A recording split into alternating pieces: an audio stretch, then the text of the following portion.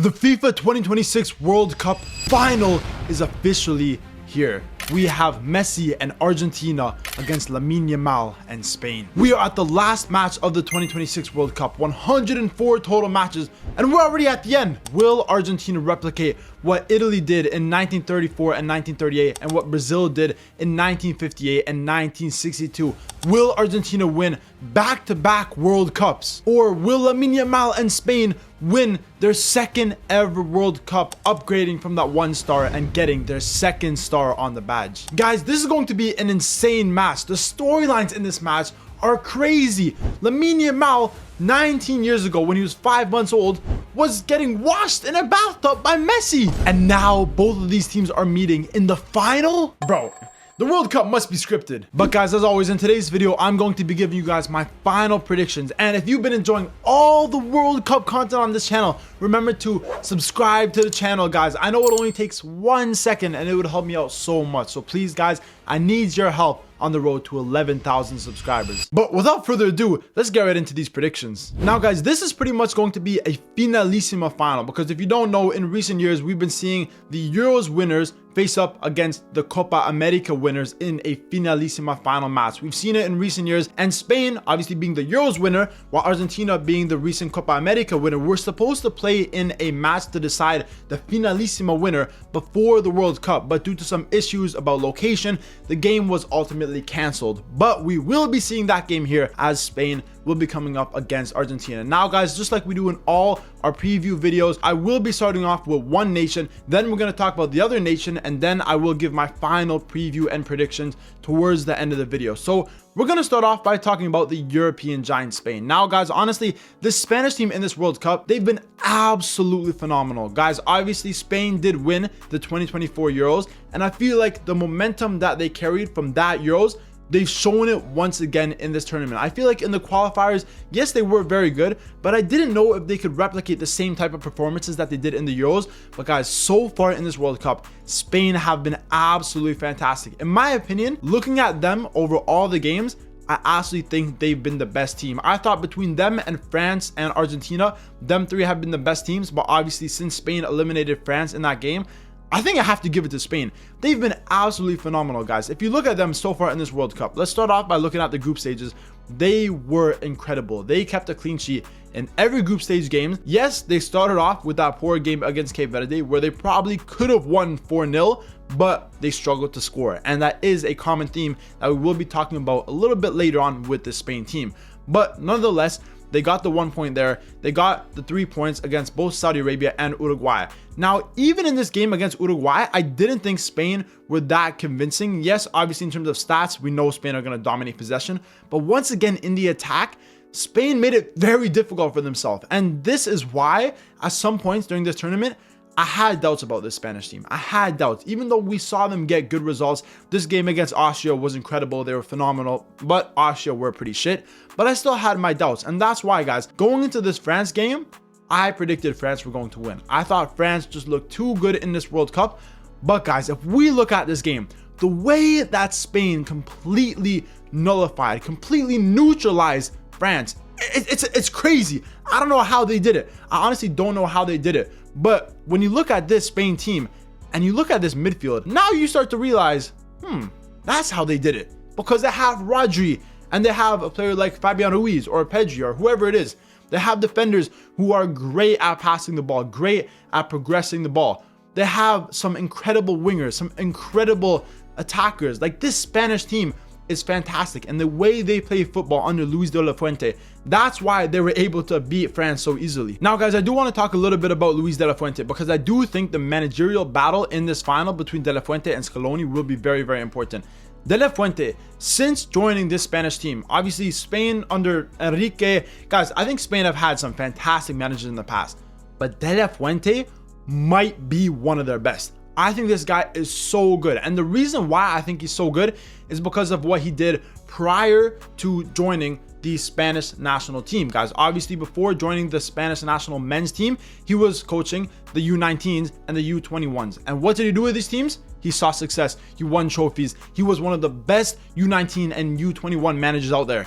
And now bring that manager to the men's national team. Obviously, some of these players in this team played under De La Fuente when he was managing the U19s, the U21s. And that's what's so good about this manager, guys. We know if a manager can manage the youth teams, imagine what he can do with the adult teams. And that's exactly what he's doing with this men's team. He's incredible. But guys, even just looking at the Spanish starting 11 on the right side, as you can see, this is pretty much the starting 11 that they've gone with in the last 2 games. Obviously, we have seen rotations between Fabian and Pedri. Early on in the tournament, we also saw rotations on the left wing, but it seems like for this game, I feel like De La Fuente will stay with Baena and probably Fabian Ruiz as well.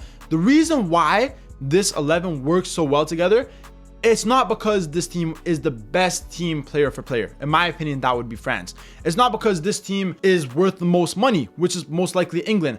It's because the chemistry that these players have with each other is unlike no other, guys. The way they play football and the way that they can pass the ball. We know Spanish teams throughout history, they produce some of the best passers in the world. Just look at that Spanish team that won the World Cup in 2010. That team had one of the best midfields that we've ever seen in history, right? And this is a common theme with Spain. And the reason why this is so important, and probably why, I don't know how Spain hasn't won more World Cups than only one. They probably realistically could have won 3 with the crazy midfields that they have. The midfield dictates the play. And in the World Cup, that is very, very important. And that's why so far in this World Cup, they've been so good. Yes, defensively, they've been fantastic. They kept a clean sheet in every single game, except for that 1 goal they conceded against Belgium.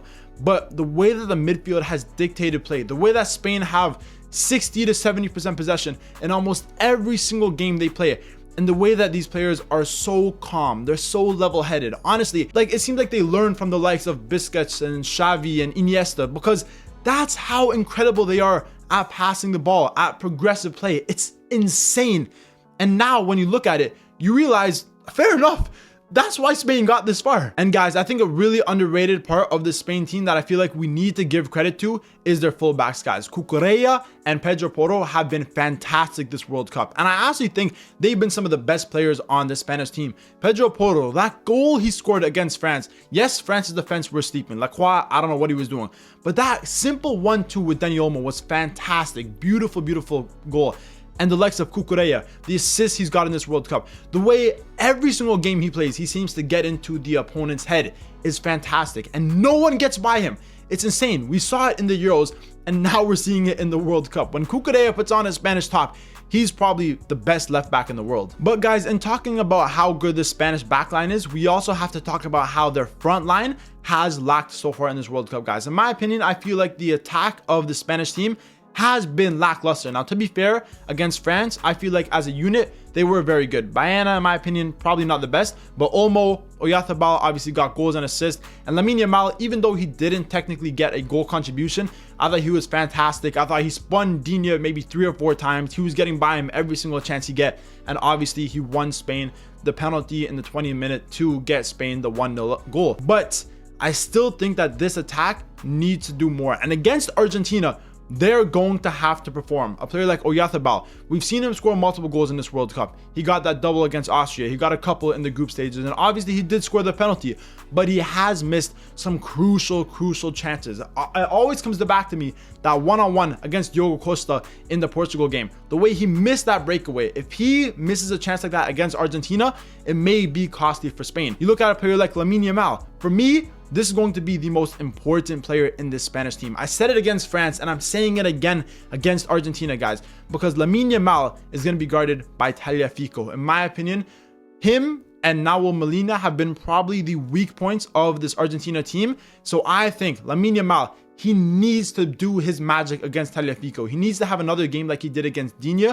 Probably in this game, get at least 1 goal contribution. And if he does that, I think Spain can get an early goal. I think that they won't collapse like all the other teams against Argentina did. And I think Spain can probably win this game. But if Lamine Yamal does not perform, that could be a detriment to the Spanish team. Now, guys, it's time to talk about Argentina, because the way that they got here is fucking crazy. I can't even stop myself from swearing. It's crazy the way that we see Argentina in a back-to-back World Cup final. Because honestly, they've been counted out so many times. I've counted them out so many times, being down in games multiple times and still coming back, guys. Now, if we look at Argentina so far in this World Cup, We're going to start off with the group stages. In my opinion, they had no problems in the group stage. The group stage was very easy. Messi got, 6 or 7 goals in the group stages alone. They beat Algeria 3-0, they beat Austria 2-0, and they beat Jordan 3-1. No problems at all. But in the knockout stages, that's when Argentina really suffered. That first game against Cape Verde. By the way, shout out Cape Verde, because getting a draw against Spain and almost beating this Argentina team is insane. But they struggled in this game. 1-1 after full time. In extra time, it was 2-2. And then we saw Cuti Romero get that late header in the last 10 minutes to send Argentina to the next round. But it didn't stop there, because in the next game against Egypt, they were down 2-0. Arguably could have been 3-0. And they scored 3 goals in the last 13 minutes to make it to the quarterfinals. Then in the quarterfinals, they scored that early goal from McAllister. But then Switzerland came back. They were the better team. They were the dominant team in terms of possession. They had some chances which they could have taken. But then, guys, once again, in the later stages of the game, Argentina dominated. And once again, they scored 2 goals in the last 10 minutes of extra time to take them to the semifinals. And then in the semifinals against England, I predicted England to win. England were winning. And because Thomas Tuchel is a little bit of a retard, Argentina, once again, in the last 10 minutes of play, they score 2 goals and they win the game 2-1, guys. I don't know how this team keeps doing it. I don't know what kind of voodoo, what kind of magic, what kind of gods they got on their side, but it's crazy. How has this team won every single game by scoring goals in the last 10 minutes, guys? They've scored 8 goals within the last 15 minutes so far in this knockout stages. That's where pretty much every single goal comes from. It's insane. But guys, aside from how crazy they are at the end of the game, in terms of their scoring capabilities, they have been the best team in this World Cup. They've scored the most goals in this World Cup. Obviously, when you have a player like Messi, who's still playing like prime Messi, the way he was playing on that right-hand side near the end of the game against England was crazy. Out dribbling 3, 4, 5 players, putting in top-tier crosses into the box. I don't know what's up with Messi, but this may be a 7th prime for Messi. And I said earlier on this World Cup, Argentina would only make it far if the other attackers would start performing. Players like Enzo Fernandez, players like Julian Alvarez, players like Lautaro Martinez, they needed to score and help Messi. And what did we see in recent games for Argentina? We've seen exactly that. Against Switzerland, we saw Alvarez and Lautaro Martinez score the last 2 goals to help Argentina to advance. And against England, we saw once again Enzo Fernandez and Lautaro Martinez getting that late goal to advance Argentina to the final match. Now, if we analyze this Argentinian team in the last game, Scaloni actually went for a little bit of a different lineup, because normally he's been playing a very narrow formation, when in this game he decided to go with a little bit more width. He decided to play Simeone. Was Simeone good? In my opinion, he wasn't the best. I'm not sure if he will start or DePaul will start in this game. I feel like if DePaul starts, you're getting that more rugged midfield, but if Simeone starts, you have a player with pace, a player that can get in behind, which may be an important aspect for this Argentinian team. But like I said already, guys, the weak points of this Argentinian team are their fullbacks, and we saw Nahuel Molina in that first goal against England, guys, that Gordon score. That was a big mistake by Nahuel Molina. I've said it multiple times. I think Tagliafico hasn't been the best, but I think Molina, sadly, has been probably the weakest player in this Argentinian team. And the way that Anthony Gordon just got by him on that cross is not good enough. Not good enough spatial awareness by Molina. And that costed them that early goal. Now, in this game, guys, when you look at the Spanish attack, you see Lamine Yamal, who's on the wing, who's probably going to be guarded by Tagliafico. I do think that is a little bit of a worry for Argentina. Therefore, I have a feeling DePaul might be a better option just for that better defensive player who can kind of help out with the fullbacks who may possibly struggle in this game. But guys, honestly, when you look at this Argentinian team, really, you thought maybe at the start of the tournament that they have some weakness, that they have a couple of aging players, that some of their players don't play in the top leagues. But at the end of the day, they're almost like the Spain of South America, because the cohesion that they have with these players, the mentality of these players, no other team has it, not even Spain. If Argentina are going to win this game, it is going to be because of their never die attitude. The fact that they've scored goals in the last 10 minutes of every single knockout stage game, the fact that they've been down multiple times, counted out, and they keep coming back. That's how Argentina will win this game. Once again, guys, I think the strategy for them on the attack is to push players forward. I feel like in the last game against England, they didn't really do that in the first half. I felt like they played very conservative. Yes, they were still the more dominant team in possession, but I don't feel like they were pushing all their players forward. But obviously, once England scored the first goal, Argentina need to score a goal or they're going out. And for some reason, Tuchel decided, let's sit back, let's invite all the pressure. Argentina said, bet, let's go forward, let's do what we do, let's push 7 players up the pitch, surrounding the box, creating the pockets of space. We saw Messi get on the ball on the right side, swinging in crosses left, right, and center. Header from McAllister hits the post. Header from Enzo Fernandez just misses. Header from Julian Alvarez is saved. And once again, Argentina get the goals. But guys, that is how Argentina will want to play this game. And whether Spain allows that or not, I don't think they will. But if they do, Argentina will definitely score. Now, guys, as for the final preview, what do I think is going to happen in this game? How can Spain win this game? How can Argentina win this game? And what is my final prediction? Obviously, guys, let's start off with Spain. For me, like I already mentioned, the biggest part of the Spanish team, I said it against France and I'll say it again, is Lamine Yamal. We saw Messi patting Lamine Yamal when he's in the bathtub when he's 5 months old. Lamine Yamal needs to pat Messi on the head. He needs to show him what's up. If Lamine Yamal has a good game, Spain can win this game, guys. We know Spain, I think, will most likely dominate in terms of possession. Even though Argentina are pretty good on possession, Spain are a very compact team. They, in my opinion, have some of the best passers in the world, and they will dominate possession. They will not be one of these other teams that Argentina has already faced that will completely capitulate in the last 15 minutes. Spain will not do this. If anything, Spain have these type of players that are the biggest weakness to Argentina. I think the Spanish team is the biggest counter to how Argentina play. Because you look at Egypt, you look at Cape Verde, you look at Switzerland, you look at England, they capitulated in the last 30 minutes of each of their respective game. Spain will not do that, guys. Spain will not capitulate. Spain have the best passes, like I said. They will dominate possession. Whether they go up, whether they go down, they will play their game. They will play the same. They will not change any tactics like Tuchel did, and they will dominate. And that is a scary thing for Argentina because it may be very difficult for Argentina to get these late goals that we've been seeing them get in previous games. Now, for Argentina, I feel like they will have a little bit of a slower start in the first half, similar to how they did against England. I feel like they will play a little bit more reserved, probably let Spain have a little bit more of the possession and kind of see what Spain can do on the attack. Whether Spain are firing and they get an early goal or whether they miss their chances, that's up to Spain. But I do think Argentina will most likely play a little bit more reserved in the first half, but in the second half with that mentality, that is what Argentina want. When Spain are tired, when they maybe let their guard down, that's what Argentina want to counter. Now, I do think that a weakness for Spain is in behind the center backs, players like Cubarsí and Laporte. I've always mentioned that I don't think they're the best at getting long balls over the top, balls in the air. And surprisingly, even though Argentina have a lot of short players, I think they've already scored from 4 headers in this World Cup, which is crazy. From their center backs, from Lautaro Martinez, they've scored multiple headers. So even though they don't have the tallest players, I do think that could be a weakness for Spain in this game, is set pieces, free kicks, corner kicks.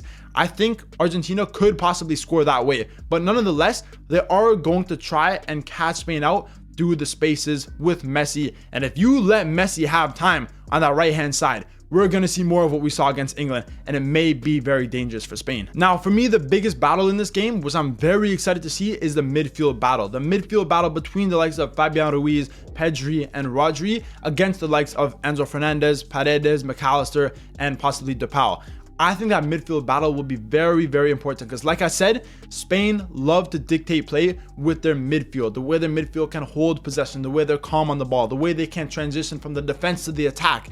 And if Argentina's midfield can prevent that, can try and nullify Spain, which would be very, very difficult, but if they can, then Argentina can win this game. Now, I think if Spain want to win this game, they're going to do it in 90 minutes. I don't think if this game goes to extra time, that Spain will win. If this game goes to 120 minutes or penalties, Argentina will win back-to-back World Cups because that's what they love. That's when they thrive, is in the final 10 minutes. I don't know how they've been doing it in every single game. I don't know how these players are not tired. Obviously, Messi was training for the last year in Argentina, so fair enough. but that's how they will win. But if Spain want to win this game, I think they need to score an early goal. They need to keep possession like we know they can, and they need to prevent Argentina from scoring and win in 90 minutes. That's how Spain will win this game. It will be very, very close. The tactical battles, the managerial battles will be incredible, and obviously the storylines are going to be absolutely insane. But I have a feeling Spain may get an early goal in the first half.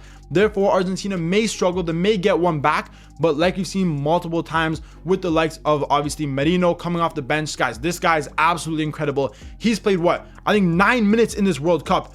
No, he's played a bit over 20 minutes in this World Cup. And he scored 2 goals already. So even him coming off the bench, guys, Spain could give Argentina a taste of their own medicine and score a last-minute winner. That's what I feel like will happen in this game. And therefore, I'm going to predict a 2-1 win to Spain. And Spain win their second ever World Cup. Woo! That was a crazy, crazy tournament, guys. As always, if you agree with my predictions, remember to leave a comment down below. But if you disagree with my predictions and you think Argentina will win back-to-back World Cups, remember to leave your predictions in the comments and I'll be sure to reply to every single comment. But guys, as always, if you enjoyed this video, remember to leave a like, comment, subscribe, all that good stuff, and I'll see you in my next video.